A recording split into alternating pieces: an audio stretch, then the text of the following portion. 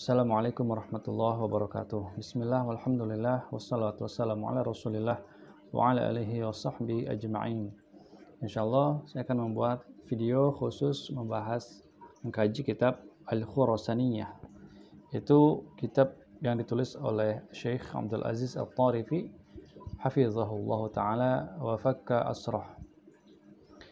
Kitab ini membahas tentang syarah atau komentar terhadap akidah Ar-Raziyain, yaitu dua imam besar Ahlus Sunnah wal Jamaah, Abu Hatim dan putranya Abdurrahman ibn Abi Hatim. Para pengkaji hadis tidak akan asing lagi mendengar kedua nama imam ini, karena mereka dua orang ahli hadis terkemuka di masanya. Syekh Abdul Aziz Tarifi memberi judul kitab ini dengan Al-Khurasaniyah, diambil dari negeri asal kedua ulama tersebut, yaitu Al-Khurasan. Syekh Abdul Aziz At-Tarifi merupakan ulama muda, pakar hadis. Beliau termasuk ulama yang produktif, di mana beliau banyak menulis buku atau kitab, diantaranya adalah Al-Khurasaniyah, kemudian ada Al-Maghribiyah dalam akidah, dalam fikih ada sifat salat Nabi. Sebagaimana Syekh Albani menulis kitab sifat salat Nabi, beliau pun sama. Juga dalam tafsir, beliau punya kitab At-Tafsir wal Bayan yang membahas tentang ayat-ayat hukum yang terdiri dari 5 jilid. Dan salah satu kitab yang penting yang perlu kita bahas adalah kitab Aqliyah Al-Liberaliyah, yaitu membahas tentang akal orang liberal, yang dimana beliau membongkar, membantah dan menjawab syubhat-syubhat orang-orang liberal. Kita perhatikan kitab akidah dari masa ke masa, maka banyak coraknya. Kalau kita baca kitab akidah di era awal-awal Islam, yaitu era abad kedua, abad ketiga Hijriah, itu kebanyakan kitab akidah itu menyoroti akidah asma wa sifat dan juga takdir. Karena pada masa itu ketika terjadi futuhat Islamiyah, maka banyak orang-orang Ajam ini, orang-orang Persia, orang-orang Suryani masuk ke dalam agama Islam, di mana sedikit banyak membawa pengaruh terhadap akidah Islam, yaitu filsafat. Oleh karena itu ulama pada masa itu mereka mencoba bangkit, memberikan jawaban, tanggapan terhadap syubhat-syubhat ini. Jadi antaranya kedua imam ini, Abu Hatim dan Ibnu Abi Hatim. Kemudian di era Ibnu Taimiyah rahimahullah ta'ala, tema akidah mulai menyoroti penyimpangan dalam akidah rububiyah dan uluhiyah, karena di masa itu sudah mulai terjadi kultus individu, di mana beliau merasa perlu untuk meluruskan akidah Islam agar tidak terjumus dalam perbuatan syirik. Terlebih di era Syekh Muhammad bin Abdul Wahab, di mana di sana tema-tema akidah, tauhid, uluhiyah dan rububiyah gencar didakwahkan, karena di masa itu lebih hebat lagi penyimpangan yang terjadi dalam masyarakat, sehingga banyak terjadi kekufuran atau syirik-syirik besar di masa beliau. Baik, kita langsung masuk ke dalam pembahasan kitab Al-Khurasaniyah agar kita tahu, agar kita paham akidah Ahlus Sunnah wal Jamaah. Bismillahirrahmanirrahim. Al-Muqaddimah. Alhamdulillahil mustahiq alhamdi bikamalih. Segala puja dan puji milik Allah yang berhak mendapatkan pujian yang sempurna. Likamali dzatihi wa asma'ihi wa sifatihi wa af'alihi. Karena sempurnanya zat Allah, nama-nama Allah, sifat-sifat Allah, dan juga perbuatan-perbuatan Allah subhanahu wa ta'ala. Wa usalli wa usallim ala an-nabi Muhammadin sallallahu alaihi wasallam, dan aku bersalawat kepada Nabi Muhammad sallallahu alaihi wasallam, wa ashabihi wa alihi, dan juga pada para sahabat dan juga keluarga beliau, wa tabi'in, juga para tabi'in, ila yaumidin, sampai hari kiamat, mimman tabi'ahu bi ihsan wa sara ala min walihi, dari orang-orang yang mengikuti beliau bi ihsanin, dengan kebaikan, wasara ala minwalihi dan berjalan di relnya. Amma ba'du fainal uqula mahma balagat, akal itu secerdas apapun, wal afham mahma ishtadat, pemahaman sehebat apapun, wal zakirah mahma tahtadat, dan kekuatan hafalan setajam apapun itu, la yasilu al insan biha ilal haqiqah, tidak dapat mengantarkan manusia kepada hakikat. Kama yusiluha Allah ilaihi biwahyi al-munazzal ala rusulih wa anbiya'ih. Sebagaimana Allah sampaikan akal tersebut kepada manusia melalui jalan para wahyunya yang diturunkan kepada para nabi dan rasulnya. Di anna man khalaqal asya a'lamu biha, karena Tuhan yang menciptakan segala sesuatu ya paling mengerti tentang sesuatu tersebut, paling tahu tentang sesuatu tersebut. Walakin idza dhaufa yaqinul insan bi khaliqih, tapi kalau keyakinan seseorang manusia sudah lemah terhadap penciptanya, kepada Tuhannya, dhaufa yaqinuhu bil ilmi alladhi ya'tihi minhu, maka akan lemah pula keyakinannya pada ilmu yang datang kepada orang tersebut dari Allah. Wal insan la yantahi nadamuhu al akhta'ih. Manusia itu tidak pernah berhenti menyesal atas segala kesalahannya. Fahuwa la yablughu kamalil aqli alladhi la yukhti. Manusia tidak akan sampai pada kesempurnaan akal atau akal yang sempurna, alladzi la yukhti, itu akal yang tidak pernah salah. Bal kullama taqaddama bihi umruh, akan tetapi setiap kali umurnya bertambah, usianya bertambah, nadima ala ma fa'alahu fi sabiqi amrih, dia akan menyesali segala sesuatu yang pernah lakukan di masa lalunya. Liyaj'alallahu dzalika syahidan 'alal uqul min anfusiha, agar Allah jadikan hal tersebut saksi pada akal tersebut, di mana semakin usia kita bertambah, kita akan sadari kesalahan-kesalahan kita di masa lalu. Jadi seandainya akal itu memang sempurna, maka manusia tidak akan pernah menyesal atas perbuatannya, karena mereka pikir selalu yang mereka lakukan selalu benar. Oleh karena itu tidak akan pernah menyesal. Nah, ini menjadi tanda bahwasanya akal manusia itu lemah, di mana kita terus merenung, kita akan temukan banyak kesalahan dalam tingkah laku kita, perbuatan kita. Akan tetapi sayangnya, kata beliau, walakin tubi'atil nafs, akan tetapi nafsu itu, jiwa manusia itu tubi'at, ya, diciptakan ala karahati tafakkur fi akhta'iha. Itu tabiat jeleknya jiwa itu, mereka tidak suka merenungi kesalahan-kesalahan pada dirinya. Wa hubbi italatil ta'ammul fi sawabiha, sebaliknya memang suka, gemar, cinta untuk merenungi hal-hal yang baik, yang benar pada dirinya.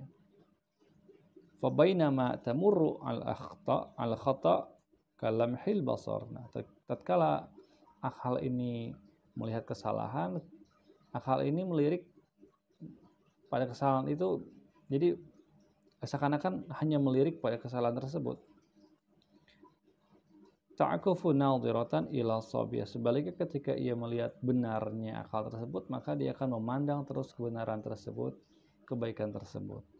Hatta tablugha mablaga munaza'atil khaliq fi ilmihi wa hikmati, sampai bahkan akal ini mencoba menghujat, menentang Allah al-Khaliq pada ilmunya dan hikmahnya. Jadi akal ini jika ia disalahgunakan, maka dia akan berbalik menyerang Khaliknya, penciptanya, pada ilmunya dan juga pada hikmahnya. Wa hadza babun kabirun nasya'a minhu ad-dhalal fil insan. Bab akal ini adalah pintu yang besar di mana banyak lahir darinya, atau banyak manusia jatuh dalam kesesatan karena akal tersebut. Li'tiqatihi fi sawabih, karena pedenya, yakinnya manusia tersebut pada kebenaran akal tersebut. Fi muqabil da'fi yaqinihi bi rabbih, sebagai bentuk untuk menutupi lemahnya keyakinan pada Rabb-nya. Jadi manusia di sisi lain cerdas akalnya, tapi hal tersebut ternyata untuk menutupi lemah keyakinannya kepada Rabb-nya. Fatakalafatil uqul bi insya'i madarisi falsafiyah, sehingga akal ini mencoba membangun madrasah-madrasah falsafiyah atau filsafat yusiluha ilallah, untuk mencapai kepada Allah, wa ma'rifatihi, mengenal Allah, wa ma'rifati haqqihi ala makhlukin, bahkan untuk mengetahui hak-hak manusia makhluk kepada Allah apa saja, atau kewajiban manusia kepada Allah apa saja.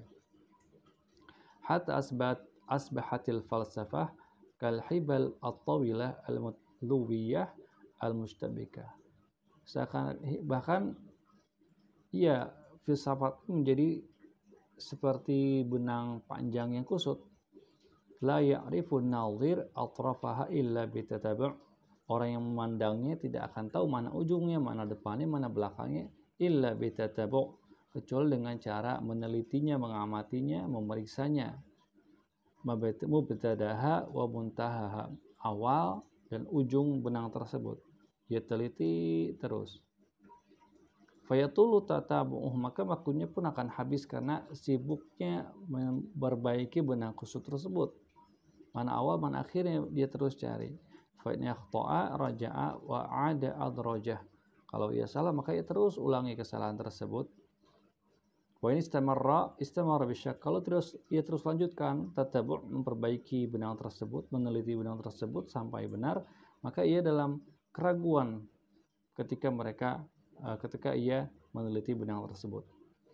Wa in intaha syakka, sekalipun selesai berhasil, syakka, ia tetap ragu, fi natijatihi, dalam hasil yang ia telah peroleh.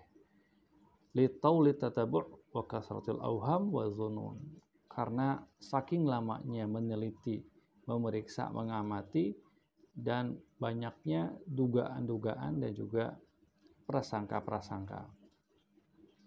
Jadi filsafat oleh Syekh diibaratkan, atau madrasah-madrasah filsafat beliau ibaratkan seperti benang kusut, yang dimana manusia banyak menghabiskan waktu untuk memperbaiki benang tersebut. Ketika gagal diulangi lagi entah sampai kapan, sehingga ketika berhasil pun masih ragu akan hasilnya tersebut karena saking lamanya meneliti, mengamati, memperbaiki benang tersebut. Wallahu ta'ala lam ya'mur bi'ibadatihi wa yunzilil wahya wa yursilir rusula liyakuna at-tariq ilaihi bihadza tul wal 'usr wa ta'qid. Padahal Allah Ta'ala tidak pernah memerintahkan kita untuk beribadah kepadanya, dan juga tidak pernah menurunkan wahyu, mengutus rasul, agar jalan yang ditempuh kepadanya sepanjang ini dan sesulit ini dan juga sepelik ini. Fadin laisa lil azkiya faqat, karena agama Islam bukan hanya untuk orang-orang cerdas. Bal kulli mukallafin min ashabil uqul, akan tetapi agama Islam ini untuk semua orang-orang mukallaf yang memiliki akal sehat. Yafhamuhu kullu mujarradin sahihil aqli wal lughah wal fitrah, yang bisa difahami oleh orang yang memiliki akal sehat, bahasa yang baik, dan juga fitrah yang masih bersih atau naluri yang masih bersih. Fa idza nadhara insan al-mutajarrid ilal wahyi, tatkala seseorang manusia yang polos memandang, mengamati wahyu, fadalla, kemudian ia tersesat, fa innama dhalaluhu bisababi naqsin fi aqlih, kesesatan tersebut berasal dari kurang akalnya, kurang kecerdasannya, au lughatihi, atau bahasanya kurang fasih, tidak mengenal bahasa Arab dengan baik dan benar, au inhiraf fi fitratih, atau memang nalurinya, tabiatnya sudah rusak. Kemudian beliau melanjutkan wa aktsarul buldanil islamiyah allati ijtama'at fiha falsafatu ahli diyanat as-sabiqah wal falsafatul muslimina hiya biladu Khurasan. Dan negeri Islam yang paling banyak berkumpul atau menjadi markas para pakar filsafat, para filsuf agama-agama lain dan juga filsuf muslimin, ya biladu Khurasan, dia adalah negeri Khurasan, yaitu negeri di mana kedua imam ini lahir dan tinggal. Waqad kanatil uqul ala fitrah ta'khudul wahya bitaslim. Kalau akal yang sehat, dia akan menyandarkan pada nalurinya sehingga ia mengambil wahyu, menerima wahyu dengan taslim, dengan pasrah tanpa mempertanyakan, tanpa memperdebatkan. Fayadkhuluha wa yukhruju minha kama dakhala ilaiha. Sehingga wahyu itu keluar masuk ya. Keluar masuk ke dalam akal manusia tanpa diperdebatkan. Akhadathu bitaslim, yang oleh akal ini diterima dengan taslim, dengan pasrah. Wa kharajathu bil imtithal qaulan wa amalan, dan menjadi output dari wahyu tersebut berupa pengamalan baik lisan maupun perbuatan. Jadi akal sehat itu ketika menerima wahyu sami'na wa ta'na, kemudian outputnya ia lakukan, ia amalkan, bukan memperdebatkan, bukan mempertanyakan. Insyaallah kita akan lanjutkan kajian kitab Al-Khurasaniyah pada waktu berikutnya. Assalamualaikum warahmatullahi wabarakatuh.